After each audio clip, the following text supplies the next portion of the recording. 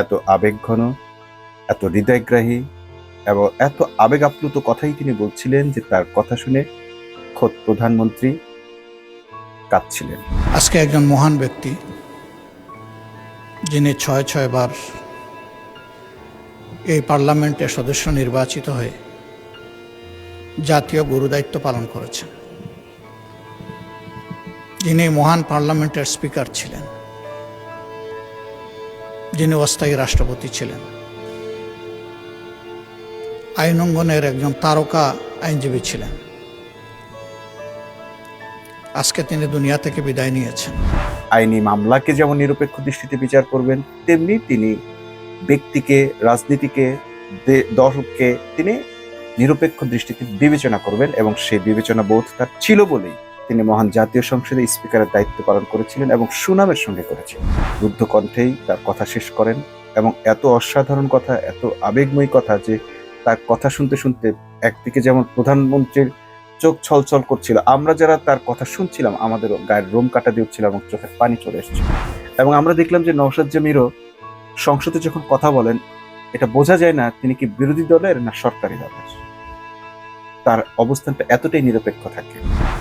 তো এই যে ব্যক্তি নিরপেক্ষ হওয়া, দল নিরপেক্ষ হয়ে মানুষের হয়ে কথা বলা, এই কারণে এই সংসদকে এখন আমরা নির্দ্বিধায় বলতে পারি মহান সংসদ।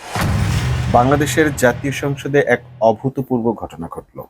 বিএনপির এক নেতাকে নিয়ে কথা বলছিলেন বিরোধী দলীয় নেতা ডাক্তার শফিকুর রহমান। এত আবেগঘন, এত হৃদয়গ্রাহী এবং এত আবেগ আপ্লুত কথাই তিনি বলছিলেন যে তার কথা শুনে খোদ প্রধানমন্ত্রী কাঁদছিলেন। আজকে একজন মহান ব্যক্তি, যিনি ছয় বার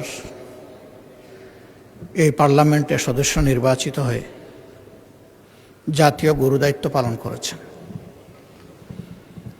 যিনি মহান পার্লামেন্টের স্পিকার ছিলেন, যিনি অস্থায়ী রাষ্ট্রপতি ছিলেন,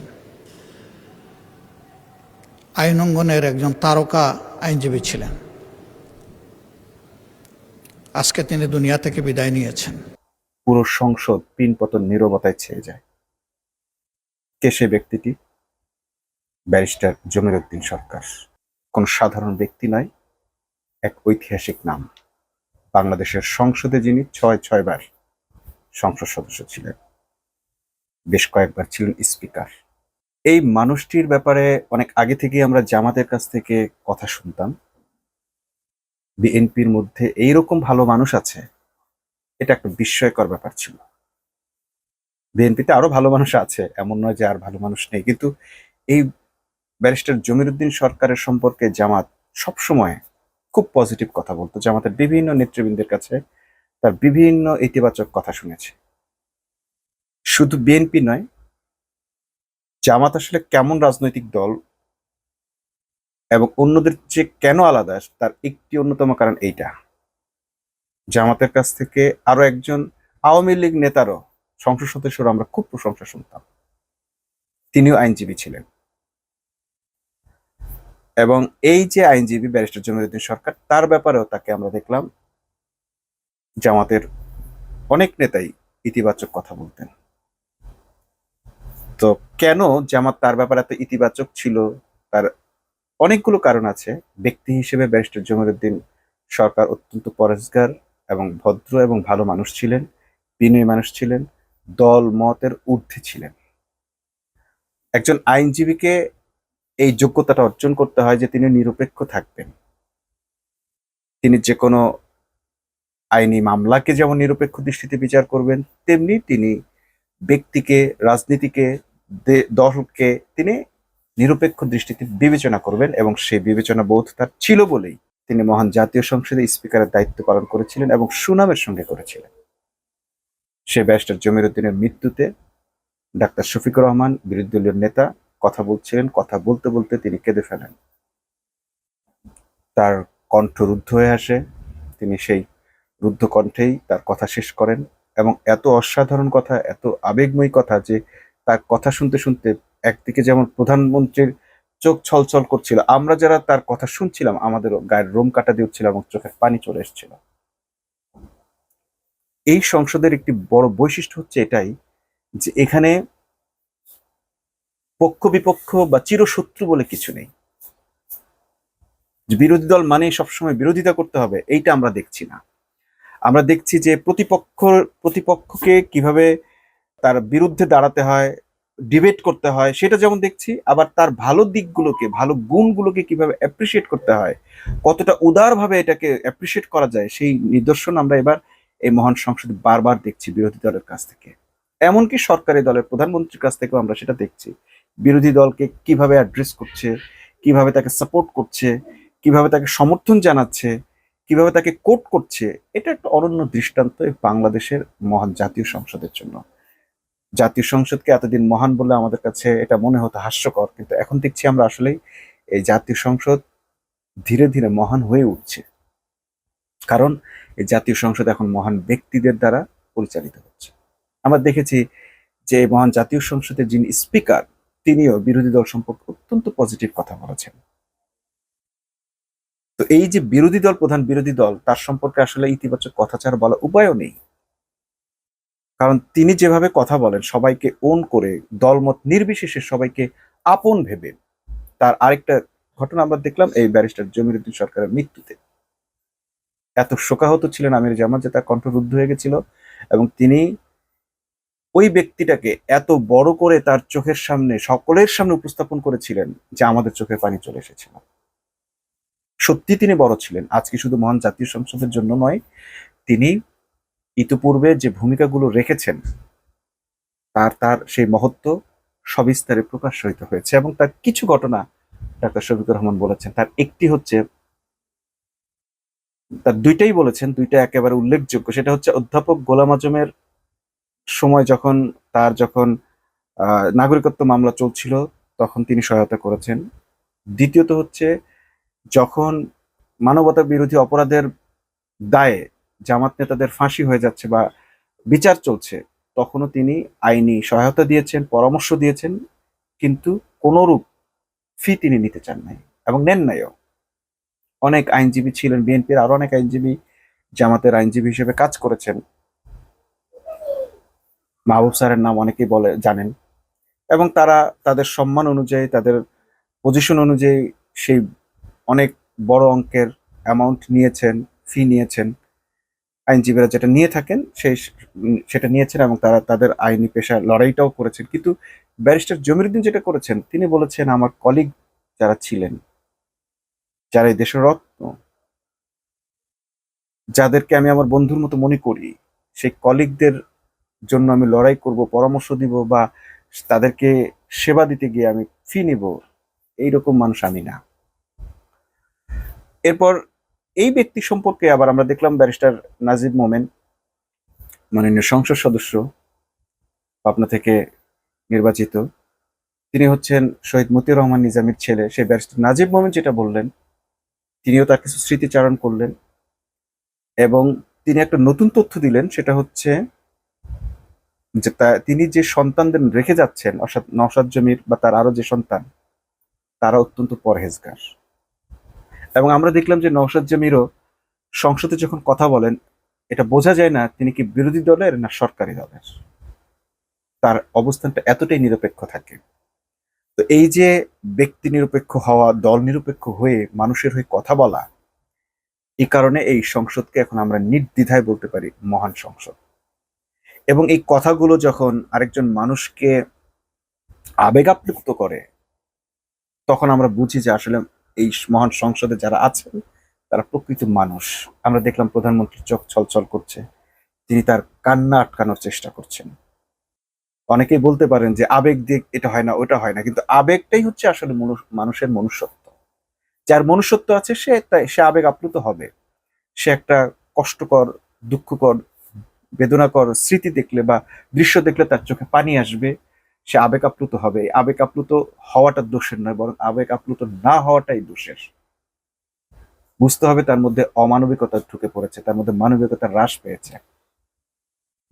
এবং এই মানবিক মানুষগুলো এখন একটা সংসদ তৈরি করেছেন, যে সংসদ আমরা চাই দীর্ঘ সময় রান করুক এবং মানুষের জন্য মানবিক বাংলাদেশ গড়ে তুলুক। আমরা বারবার দেখতে চাই এই মহান সংসদ থেকে সরকারি দল বিরোধী দলের প্রশংসা করুক, বিরোধী দল সরকারি দলের প্রশংসা করুক, সরকারি দল দেশ বিরোধী জনগণ বিরোধী কোনো আইন পাশ করলে প্রচন্ড প্রতিবাদ করুক, ঠিক যেটা আমরা দেখছি এখন ডাক্তার শফিকুর রহমানের কাছে। তিনি বিভিন্ন মানে বিভাগীয় সমাবেশগুলোতে, বিশেষ করে রংপুরে আমরা দেখলাম, খুলনাতেও দেখলাম, একদম দারাজ গলায় ঘোষণা দিয়েছেন এক চুল ছাড় দেওয়া হবে না। কোন কোন বিষয়ে? জুলাই সনদের বিষয়ে, এবং যে অধ্যাদেশগুলো বাতিল করা হয়েছে, যেগুলো ইন্টারিম সরকার জনকল্যাণের জন্য করেছিল, সেই অধ্যাদেশগুলো বাতিল কোনোভাবেই বিরোধী দল মেনে নেবে না। এবং তিনি অত্যন্ত কড়া ভাষায় বিরোধী দলকে অ্যাড্রেস করে বলেছেন কথাগুলো। আবার মহান সংসদে দাঁড়িয়ে বিরোধী দলের একজন নেতাকে নিয়ে অত্যন্ত কোমল স্বরে তিনি তার অ্যাপ্রিসিয়েশন গুলো প্রকাশ করেছেন। এটার নামই হচ্ছে প্রকৃত মানুষ। আমরা যদি জামাতের রাজনীতির সঙ্গে ইসলামী রাজনীতিকে মিলাতে যাই, তাহলে আমরা দেখতে পাই হযরত মুহাম্মদ সাল্লাল্লাহু আলাইহি সাল্লাম, যিনি মানবতার মুক্তির দূত, যিনি একমাত্র আদর্শ, প্রত্যেকটা মুসলমানের জন্য, মানুষের জন্য একমাত্র আদর্শ হচ্ছে মহান রাসূল সাল্লাল্লাহু আলাইহি সাল্লাম, মহান নেতা রাসূল, মানবতার মুক্তির দূত, সর্বশেষ নবী, মানবতার নবী, আর অনেক কিছু তাকে বলা হয়। তাকে নিয়ে বিশ্বের বড় বড় মনীষীরা অনেক বড় বড় কথা বলেছেন। এর কারণও আছে, কারণ তিনি মানুষকে দেখিয়েছেন মানুষের আসলে কেমন হওয়া উচিত, তিনি মানুষকে শিখিয়েছেন মানুষকে কিভাবে মানুষ হতে হয়। তো আমাদেরকে বারবার ফিরে যেতে হয়, যখন আমরা মুসলমান দাবি করি তখন আমাদেরকে বারবার ফিরে যেতে হয় সেই মহান নেতার কাছে, সেই মহান রাসূলের কাছে ফিরে যেতে হয়, যে তিনি আসলে রাজনীতিটা কিভাবে করেছেন। রাজনীতি মানে রাষ্ট্র পরিচালনা। তিনি যেহেতু মদিনা নামক রাষ্ট্রটি পরিচালনা করেছিলেন, গঠন করেছিলেন, সো তার কাছ থেকে আমাদেরকে এই রাষ্ট্রনীতিটা অবশ্যই অবশ্যই শিখতে হয় এবং শেখা উচিত। তিনি যখন দেখলেন যে মুসলমানদের মধ্যে দুটো গ্রুপে বিবাদ শুরু হয়েছে, আনসার মুহাজিরদের মধ্যে একটা ঝামেলা শুরু হয়েছে। আনসার মুহাজির কারা এটা একটু বলা দরকার। রাসূল সাল্লাল্লাহু আলাইহি সাল্লাম যখন মদিনায় হিজরত করেন, তার আগে রাসূল সাল্লাল্লাহু আলাইহি সাল্লামকে মদিনায় যাওয়ার জন্য কিছু ব্যক্তি আকাবা নামক স্থানে দুইবার মিলিত হন এবং সেখানে তারা তার হাতে বাইয়াত গ্রহণ করেন, শপথবদ্ধ হন, এবং তারা রাসূলকে মদিনায় নিয়ে যান এবং তাকে বলেন যে আমরা আপনার সমস্ত কিছুর ব্যবস্থা করব, সমস্ত প্রোটেকশন দিব, এবং আপনার সঙ্গে যারা সফরে আসবে সেই মুসলমানদের জন্য আশ্রয়ের ব্যবস্থা করব, তাদের থাকা খাওয়া বাসস্থান এভরিথিং আমরা ব্যবস্থা করব, আপনি মদিনায় আসেন। তো রাসূল তাদের সেই দুইবারের শপথের ভিত্তিতে তিনি মদিনায় আসেন। তো যাদের বাড়িতে তিনি আশ্রয় নিয়েছেন, যারা তাকে ওয়েলকাম করেছে, অর্থাৎ মদিনার যারা অধিবাসী ছিল তাদের নাম হচ্ছে আনসার, কারণ তারা যারা হিজরত করে আসছে সেই মুসলমানদেরকে সাহায্য করেছিলেন, এই জন্য তাদের নাম হয়েছে আনসার। আর যারা হিজরত করে এসেছিলেন সব বাড়ি ঘর সব ছেড়ে শুধুমাত্র ইসলাম প্রতিষ্ঠার জন্য, দিন প্রতিষ্ঠার জন্য, দিন মানে দিন ভিত্তিক একটি রাষ্ট্র প্রতিষ্ঠার জন্য মদিনায় চলে এসেছেন মহান আল্লাহর নির্দেশে, সেই তাদেরকে বলা হয় মুহাজির বা হিজরতকারী। তো এই যে যখন হিজরতকারীরা এসছে তখন আনসাররা নিজেদের ঘর বাড়ি ভাগ বাটোয়ারা করে দিয়েছেন, এমনকি তাদের স্ত্রীদেরকে তালাক দিয়ে অন্যরা যেন তাদের বিয়ে করতে পারে সেই সুযোগ পর্যন্ত করে দিয়েছেন, যেটা পৃথিবীর এক অনন্য দৃষ্টান্ত এইরকম আত্মত্যাগ। তো সেই আনসারদের মধ্যে এবং মুহাজিরদের মধ্যে একটা সময় বিবাদ শুরু হলো। রাসূল সাল্লাল্লাহু আলাইহি সাল্লাম তো খুবই মনক্ষুণ্ণ হলেন, কিভাবে এটা সম্ভব, যারা একে অপরের প্রতি এতটা সহানুভূতিশীল, এতটাই ছাড় দিয়েছে, এত ডেডিকেশন, এত স্যাক্রিফাইস, তাহলে তাদের মধ্যে কেন এখন ঝামেলা হলো। তখন রাসূল সাল্লাল্লাহু আলাইহি সাল্লাম আনসার মুহাজিরদের সমাবেশে গেলেন, গিয়ে তিনি বক্তব্য দিলেন। তার সে বক্তব্যের স্টাইল আমি দেখতে পাই বাংলাদেশ জামাত ইসলামীর লোকগুলোর মধ্যে এখন প্রতিনিয়ত ভাসে। ইসলামী রাজনীতি যারা করেন, ইসলামী ব্যক্তিত্ব যারা, ইভেন জামাত ইসলামের বিভিন্ন লিটারেচারে পর্যন্ত এই কথাগুলো লেখা আছে, এবং এইভাবেই একজন মানুষের ভুল ত্রুটির সমালোচনা করতে হয়, তুলে ধরতে হয়, তার ইহতিসাব বা সমালোচনা করতে হয়, সেই পদ্ধতিগুলো তারা সেভাবে তাদের লিটারেচারগুলোতে লিখে রেখেছে। সে মহান রাসূল যেভাবে ইহতিসাব করেছেন ঠিক সেই সিস্টেমটা কি করেছিলেন তিনি প্রথমে আনসারদের গৌরবময় ইতিহাস, তাদের ডেডিকেশন, এটা আনসারদের সামনে তুলে ধরলেন। তারপর মহাজিরদের যে আত্মত্যাগ, সবকিছু ফেলে তারা যে চলে এসেছে এবং যাদেরকে তারা চিনতো না সেই আনসারদের, অন্য একটা দেশের মানুষদেরকে তারা ভাই হিসেবে বুকে টেনে নিয়েছে এবং তাদের জন্য যুদ্ধ করে জীবন দিয়েছে। এইভাবে করে তিনি আনসার এবং মুহাজির উভয়ের আত্মত্যাগকে তাদের উভয়ের সামনে তুলে ধরলেন। একই সঙ্গে তারা যে অন্যায়টা করছে বা ভুল বোঝাবুঝির মাধ্যমে যে তারা একে অপরকে এখন শত্রু মনে করছে, সেইটারও সমালোচনা করলেন।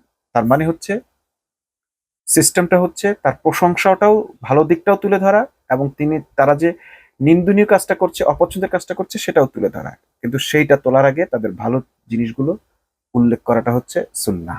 আমরা রাসূলের এই সিরাত থেকে এটা জানলাম, এবং জামাতকে আমরা ঠিক দেখছি তারা সে সুন্নাহ মেনে চলছে এবং বিরোধী দলের যে ব্যক্তিদের ইতিবাচক দিকগুলো পাচ্ছেন তাদের সেই ইতিবাচক দিকগুলো তারা তুলে ধরছেন, এবং যেই দিকটা তারা সমালোচনা করার ঠিক সেটাকে তারা সমালোচনা করছেন। এই জন্য অনেকে এটাকে কুসুম কুসুম বিরোধিতা বলছে, পুতু বিরোধিতা বলছে। কিন্তু এই বিরোধিতাটাই হচ্ছে মূলত সত্যিকারের সমালোচনা, সত্যিকারের বিরোধিতা, যেটা মানুষের হৃদয়ে লাগে, মানুষকে ভেতর থেকে ভালো হবার অনুপ্রেরণা, শুধরে যাবার অনুপ্রেরণা যোগায়। আর সবচেয়ে বড় কথা, এই সিস্টেম আমাদের মহানবী সাল্লাল্লাহু আলাইহি সাল্লাম নিজে এটা ফলো করেছেন।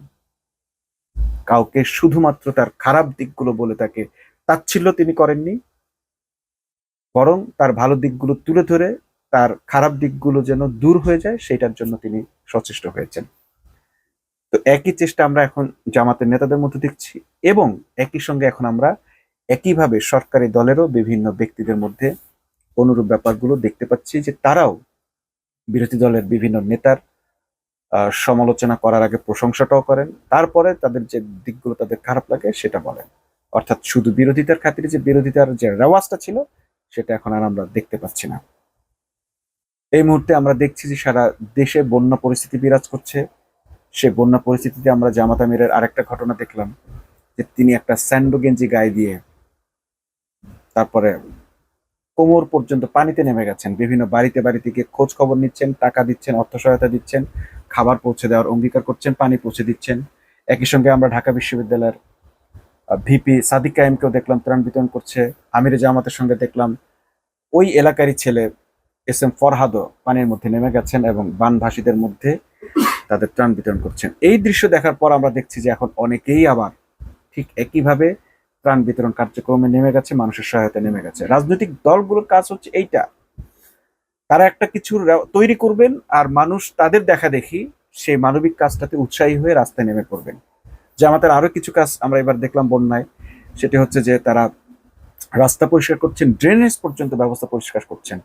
সবচেয়ে মজার ব্যাপার হচ্ছে যে এই যে ডাক্তার শফিকুর রহমান জামাতের আমির, তিনি যে তার গ্রহণযোগ্যতা যে তিনি তৈরি করলেন, এটা আসলে তার একটা এটা কারো উদারতা নয়, বরং তার নিজের একটা স্বকীয় বৈশিষ্ট্য। এই বন্যায় তিনি একবারও সরকারকে দায়ী করছেন না, দায়ীকে না করে বলছেন যে দীর্ঘ সময় এখানে এমন কিছু ব্যবস্থা ছিল যেগুলোর জন্য এটা দায়ী, এটা শুধু এক সরকারের উপর দায় দিয়ে আমাদের চাপিয়ে দিলে হবে না, আমাদের জনগণকে, আমাদের প্রত্যেককে এই ড্রেনেজ ব্যবস্থাকে সুন্দর রাখার ব্যবস্থা করতে হবে এবং পরিষ্কার পরিচ্ছন্ন রাখতে হবে।